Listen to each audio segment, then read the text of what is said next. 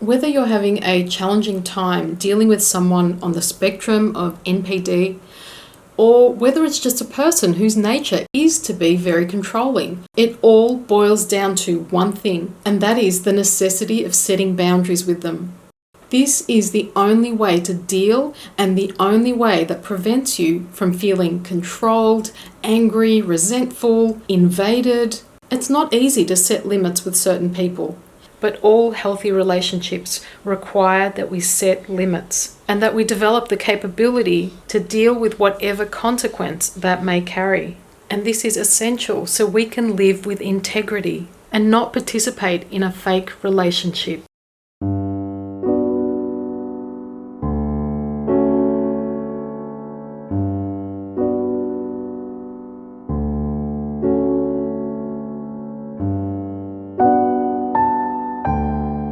Conversations and relationships with controlling people feel like you're being held hostage.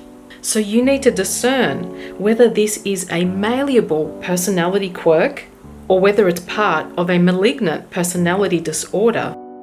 I didn't know that I'd spent almost my entire life waiting for someone else, some expert, to validate that the relationships I was involved in were extremely dysfunctional and destructive. I felt so powerless virtually my entire life, and I actually believed I had no control.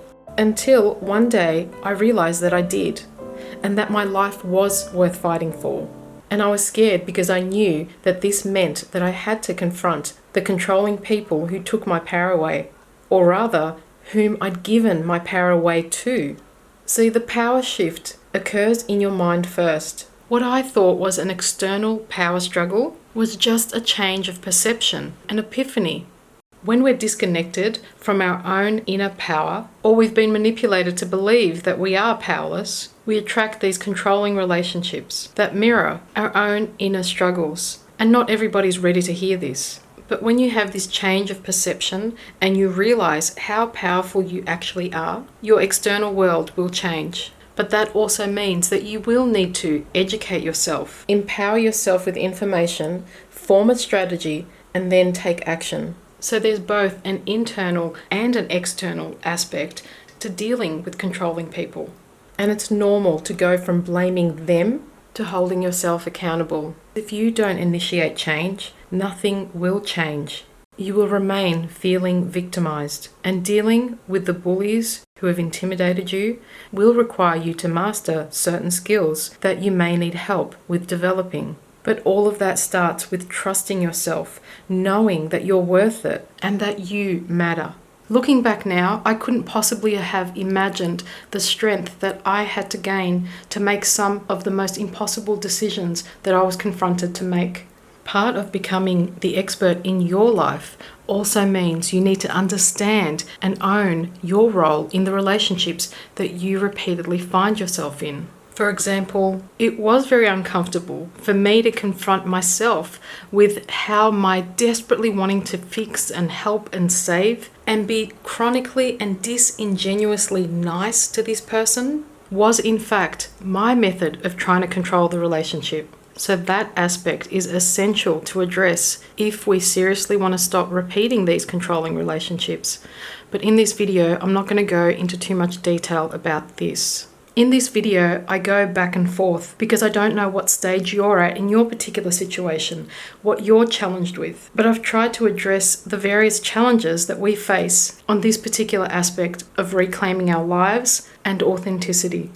I think it's important to get really clear about what type of behaviors venture into a pathological need to control, what's normal, and what ventures into abnormal, just so we're not in denial about how harmful certain behaviors can be in a relationship. Because if we've always been around controlling people, we know that something isn't right because we're constantly suffering in these relationships. We feel stifled and oppressed, and we constantly have to play it small. But then on the other hand, it almost becomes normal. To one extent or another, we all have issues around control. We may recognize it in our tendency to be perfectionistic, or maybe our inability to let go of the way certain things are. But as we mature, as we self-reflect, as we are able to take feedback from our life, from the results or the lack of results that we're getting, we can eventually surrender and accept that there are certain things that we have no control over. However, people with serious issues with control are the ones who aren't aware, who refuse to become aware. They're defensive, self-righteous. They are convinced that they know what is best for everyone. They're stubborn, inflexible, and okay with alienating everyone, destroying their own family for the sake of being right. They are incapable of negotiating, of finding any common ground. They're oblivious to the pain their behavior causes others. So you'll notice after a while there is a pattern. They need to be right and cannot admit fault or even ease up with their micromanaging tactics. In fact, the more that you point it out, the worse it's going to get. And they will employ various methods to punish someone they can't control. The whole world must revolve around their opinions, what they say, or else. People at this extreme end of the spectrum will use promise of inheritance to continue imposing their will and to control their adult children beyond their grave. And yes, it's sad to consider the type of inner torment a person like this must be feeling. But what's sadder is the effect that this has had on you. You don't feel like you have a right to your own life because there's no room for anyone's feedback. They'll use manipulation to get their way, whether it's a softer approach and pretend that they like you or that they care whilst constantly giving you unsolicited advice.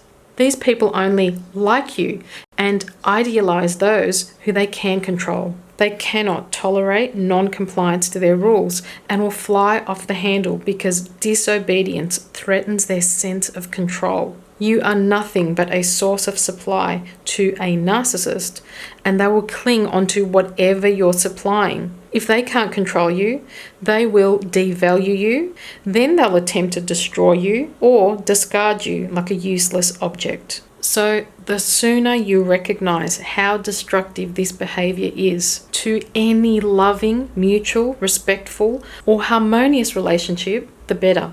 Recognize also if perhaps you are prolonging your own suffering by clinging onto some sort of perceived connection that's only based on you adhering to certain ways that you're allowed to be. Underneath that desperate need to control is a lot of fear. And if this person's need to control isn't as extreme and destructive as I've just described, then perhaps you can pose this question. It will alleviate tension and it can be a really helpful method to open up discussion. So you could take a deep breath and calmly ask, can you help me understand your needs? They're likely behaving this way because they need something and may not have the language to articulate why they don't feel safe and therefore have this need to control.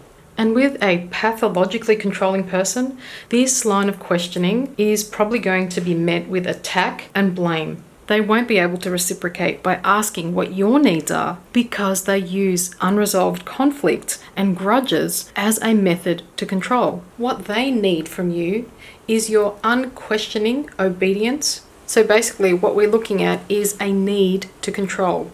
Whereas someone who just has trouble with control issues and who truly needs and wants help, their response could be of relief. They're more likely to recognize your attempts to find resolution and to try and understand their issues. Their response is less likely to escalate any more hostility. And this is another skill that we learn in these relationships, where we need to detach, actively listen, and observe. And what you want to be observing is their willingness and their ability to be self-accountable. And to further clarify, with someone that you feel is reasonable, perhaps you could add, when you speak to me in that tone or with that much anger, I feel attacked or afraid and I can't continue and I will leave the room. Are you able to tell me what you're not happy with without sounding so harsh? Because it's easier for me to hear you when you're not raising your voice. So this is how you communicate what your boundaries are, what the consequences of not respecting your boundaries, And you're not threatening them, you're warning them and giving them a choice. This could be helpful if you're dealing with someone who has trouble managing their emotions and who uses anger as a way to exert control. However, please be aware that with some people who are more volatile, any perceived attempt to diffuse their aggression or hostility, this may not be appropriate because it could cause things to escalate. So you really need to tread carefully. This type of communication can increase intimacy and resolve control issues. And this is where you need to decide in your life, in your relationship with this person, whether you're actually getting through. At what point do these behaviors venture into more of a psychopathology or personality disorder? Each of us has a capacity to not see when we may have come across as demanding or cruel. So communication is a skill and it takes time and practice. But if you're the one constantly putting in the effort, you need to see your time as a limited resource. If you are a caring, highly empathetic person, you may have trouble with discerning when your empathy is being used to exploit you and to prolong this abuse, and when pathological methods of control are used against you. And especially with covert narcissists, it's difficult to identify these bullies because they are skilled manipulators, and you will have to take a firmer stance and draw the line. Chronically controlling behavior is like dealing with an addiction. We don't see when we've basically become this person's therapist or counselor, and we lose track of our own life. They become our main project, and this can be a pivotal point where we can recognize our own need to control the relationship, our own denial or belief in a fantasy that one day this person will change, when deep down inside we know that they won't. And this brings up our own fears of abandonment. We spend too much time trying to figure out why, trying to help this person, reason with them, negotiate. But eventually it just becomes unbearable when we realize how we've had to abandon ourselves, our preferences, stuff down our emotions, our right to live our own life. So when we awaken to what it's cost us to be in a relationship with a pathologically controlling person, we're shocked out of that denial, out of that chronic sense of hope, and we truly see we have completely different values and we're in two separate realities. So the sooner you see it, the faster you can set boundaries. It takes so much energy to constantly be dealing with a person like this. And these people are not interested in learning, growing, connecting, understanding, cooperating. You really need to get this. They don't have the same values as you. What they value is how well they can control you and maybe pretend for as long as they possibly can to get what they need from you. So recognize how destructive this is and set boundaries sooner. You cannot help a person who doesn't see a problem with their behavior.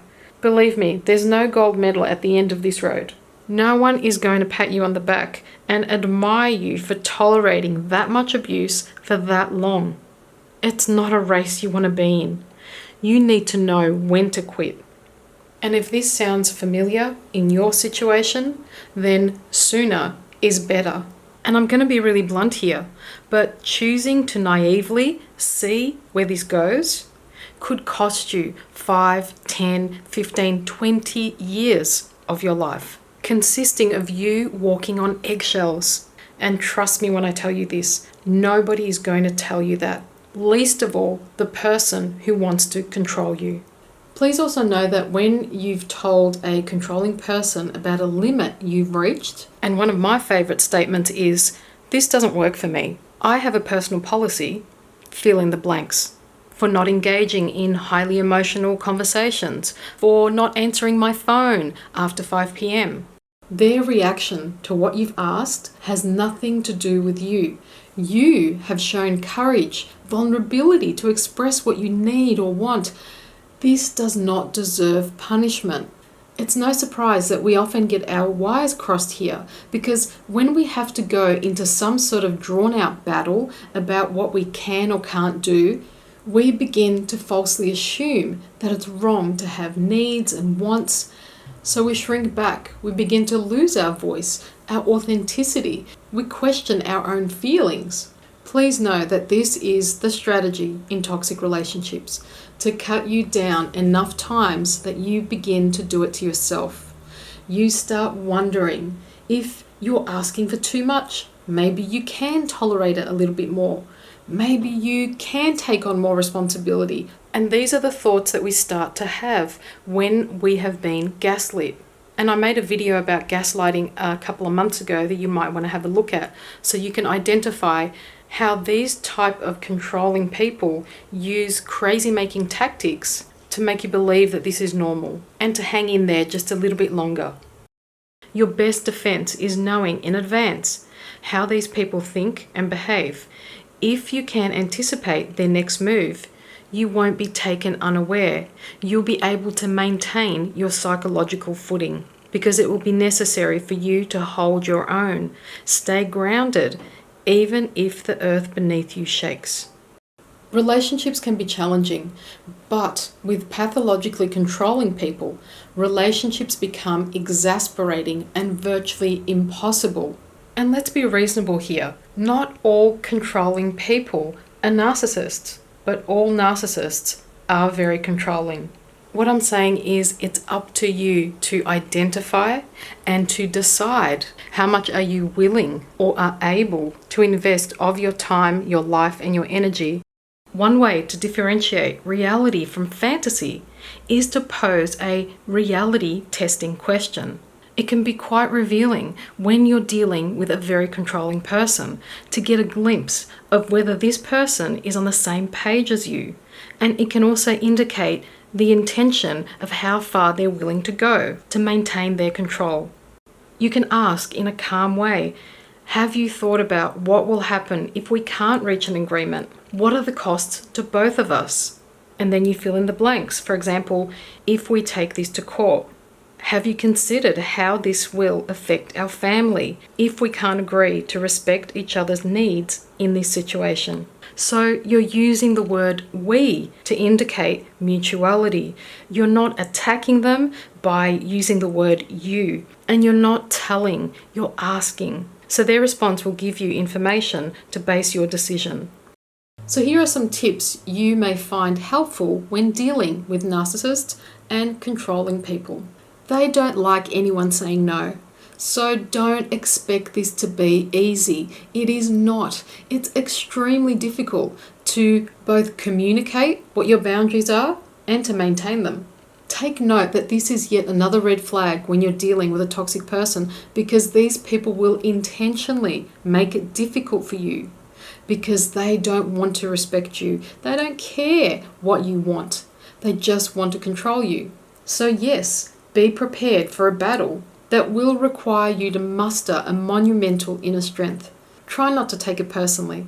Whether it's their boss, their neighbor, their sister, their husband, their police, saying no to them, they will be highly reactive. They're only nice if someone obeys, smiles, and continues nodding to all their requests. And they prey on people who lack the courage to call them out on their BS.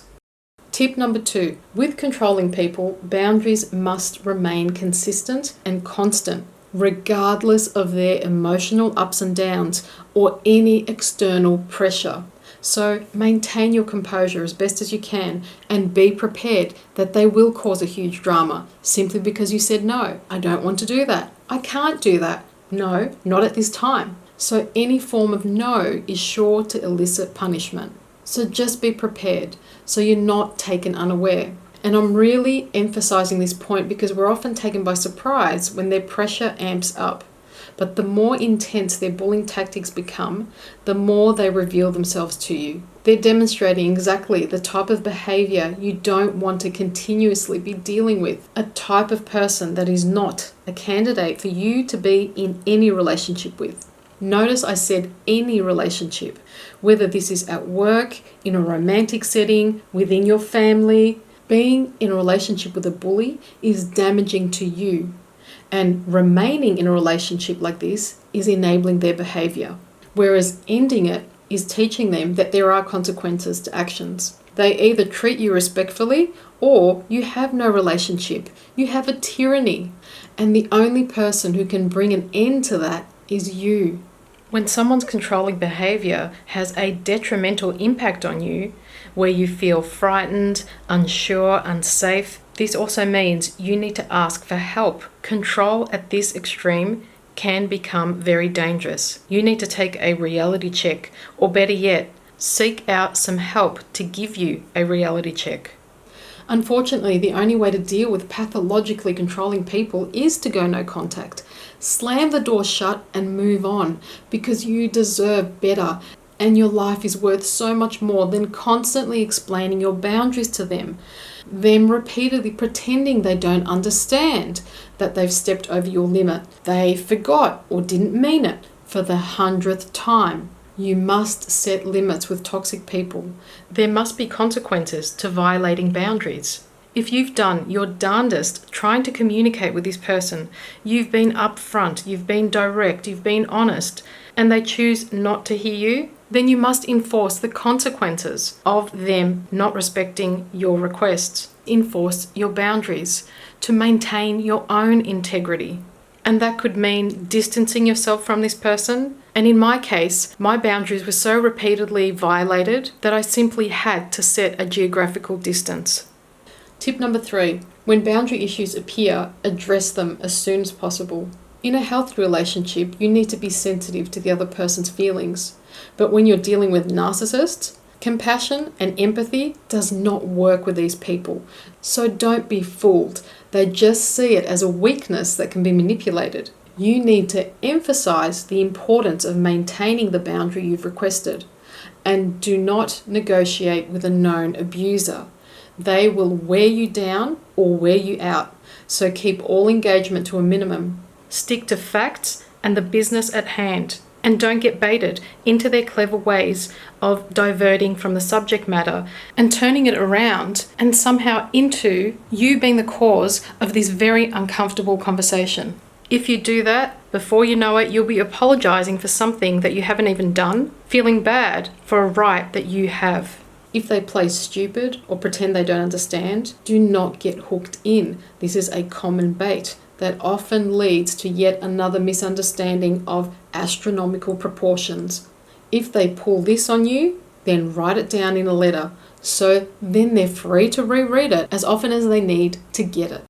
Tip number 4, with some controlling people, affirming positive behavior can work. So praising them for the things you appreciate they did, letting them know what made you happy. Positive reinforcement can be effective.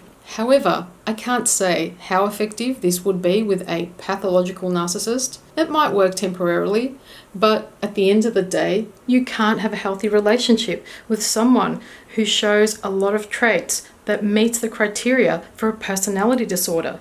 This person needs professional help or help from an external source who's used to dealing with these issues, such as a mediator, a counselor, or family therapist. And if they refuse help or don't even acknowledge that there is a problem and expect you to ignore the elephant in the room, then it's up to you to decide if you're capable of existing in this stagnant state of denial with them. And the last really helpful tip I have to offer you is this. Become less and less available to people who've demonstrated that their goal is control instead of cooperation. And this is a more gentler, indirect way of dealing with controlling people who may not necessarily be narcissists. For example, stop answering their text messages. Respond by end of the day or the next day, because this allows you some distance. It demonstrates to them that you will not react to their intimidations, their threats, or childish ultimatums. So sometimes these more indirect ways, less confrontational methods of saying, I need space away from you, could be effective when dealing with a controlling person. And this is how you can regain control of your life instead of feeling controlled by someone else. So I hope what I've discussed in this video has offered you some insight into your particular situation, and I'd love to hear your feedback on this subject. What methods have been successful for you? Please feel free to share your wisdom in the comments below.